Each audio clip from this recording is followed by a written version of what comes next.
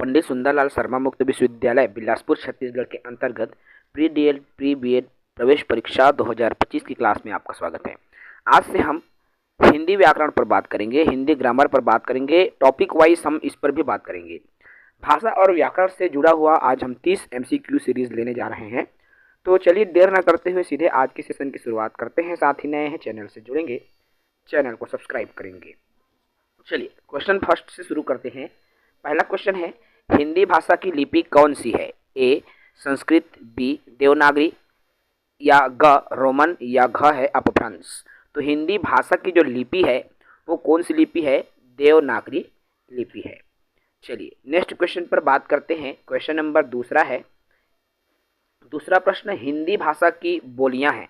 अब हिंदी भाषा में कितनी बोलियां हैं?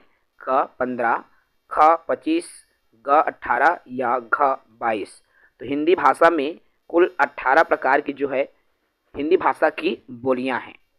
नेक्स्ट क्वेश्चन है क्वेश्चन नंबर तीसरा, आपको स्क्रीन पर दिख रहा है। हिंदी भाषा का कौन सा रूप मानक हिंदी के रूप में स्वीकार किया गया है? क पूर्वी हिंदी, ख पहाड़ी हिंदी, ग खड़ी बोली, या घ पश्चिमी हिंदी। तो हिंदी भाषा के कौन से मानक हिंदी को स्वीकार किया गया है? तो इसका सही उत्तर हो जाएगा दोस्तों खड़ी बोली, जिसे स्वीकार किया गया है। नेक्स्ट क्वेश्चन पर बात करते हैं। क्वेश्चन नंबर 4 है, हिंदी की उपभाषाओं की संख्या है। ख 8, ख 13, घ 7 या घ 5। तो हिंदी भाषा में जो है 5 प्रकार की उपभाषा है। ठीक है, कितने प्रकार के उपभाषा है हिंदी में? तो 5 प्रकार की हिंदी भाषा में उपभाषा है। नेक्स्ट क्वेश्चन पर बात करेंगे। क्वेश्चन नंबर 5वां है, हिंदी भाषा के वर्तमान स्वरूप को विकसित और संस्कारित करने में महत्वपूर्ण योगदान दिया। किसने दिया था जो हिंदी भाषा को विकसित किया? क हजारी प्रसाद द्विवेदी जी ने, ख महावीर प्रसाद द्विवेदी ने, ग अज्ञे ने, या घ बाबू गुलाब साय ने। तो महावीर प्रसाद द्विवेदी जी जिन्होंने क्या किया था भाई? हिंदी के विकसित और संस्कारित करने में, अर्थात हिंदी को और विकसित करने में महावीर प्रसाद द्विवेदी जी का योगदान है। नेक्स्ट क्वेश्चन पर बात करते हैं। क्वेश्चन नंबर 6वां है। देखिए 6वां प्रश्न है, भाषा शब्द की उत्पत्ति किस धातु से हुई है? भाषा शब्द की उत्पत्ति क भाष्य, ख भाष्य, ग भाष्य, या घ भाष। तो देखिए ऑप्शन को देखने, उच्चारण में तो सब एक जैसे लगते हैं, लेकिन जब आप देखोगे तब हमको अंतर पता चलता है। तो इस प्रश्न का उत्तर क्या हो जाएगा मेरे दोस्तों? आपका भाष शब्द से, अर्थात ये भाष धातु है और भाष धातु से भाषा शब्द की उत्पत्ति हुई है। 7वां प्रश्न पर आ जाइए। प्रश्न 7 है, यह भाषा का अंग नहीं है।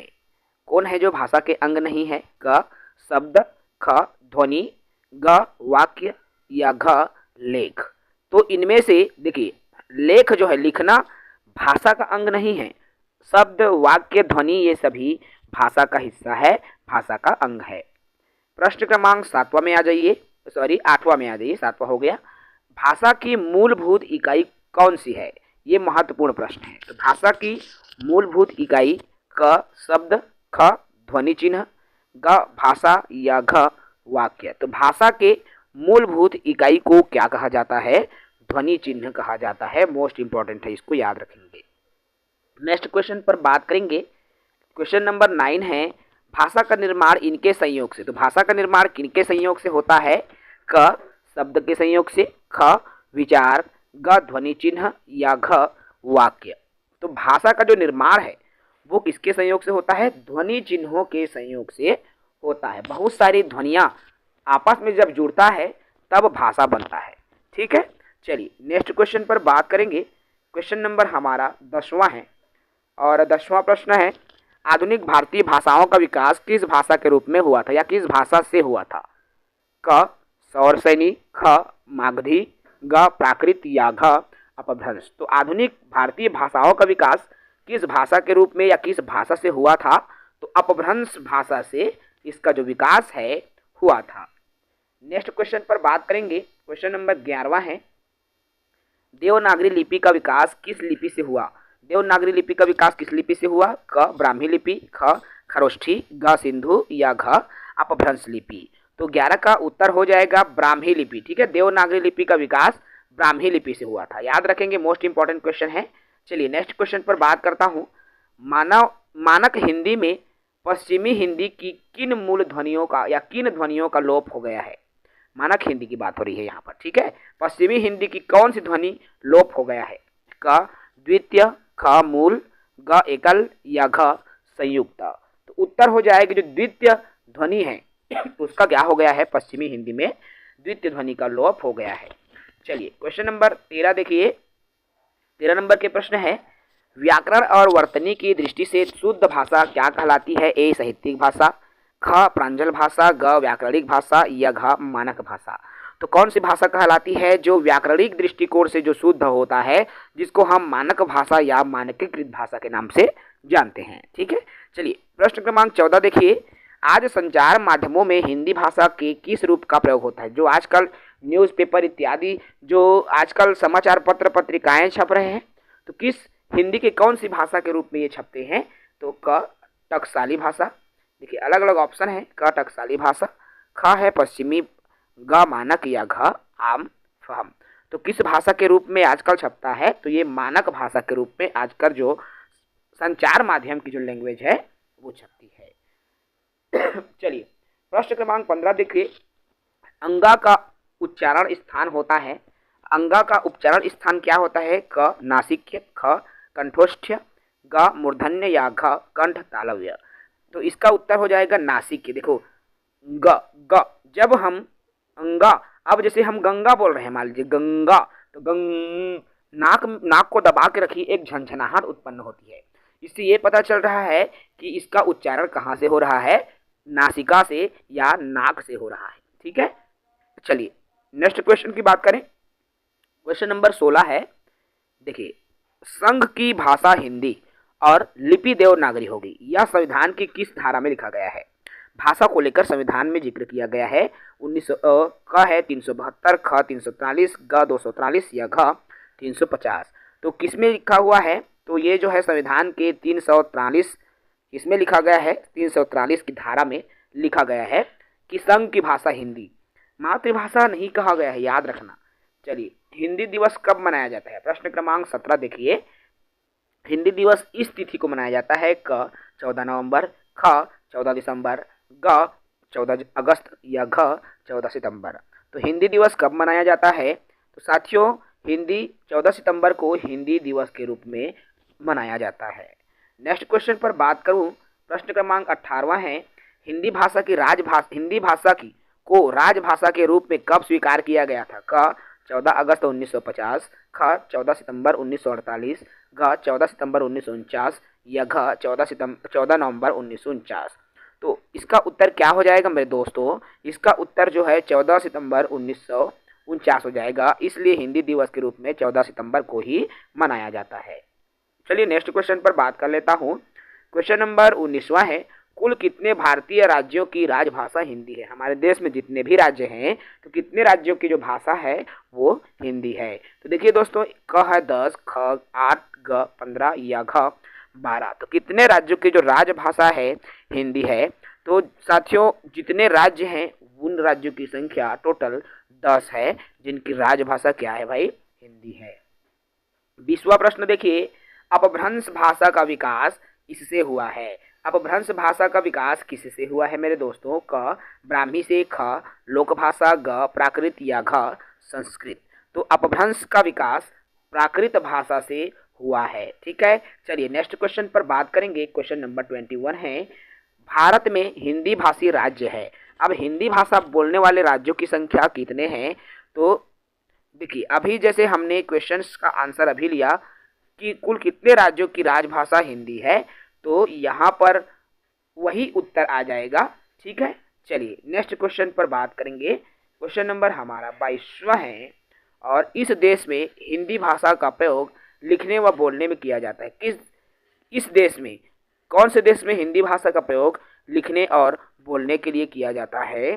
क ऑस्ट्रेलिया, ख दक्षिण अमेरिका, ग पाकिस्तान या घ मॉरिशस। तो मॉरिशस एक ऐसा देश है जहां पर हिंदी भाषा का प्रयोग लिखने बोलने के लिए किया जाता है।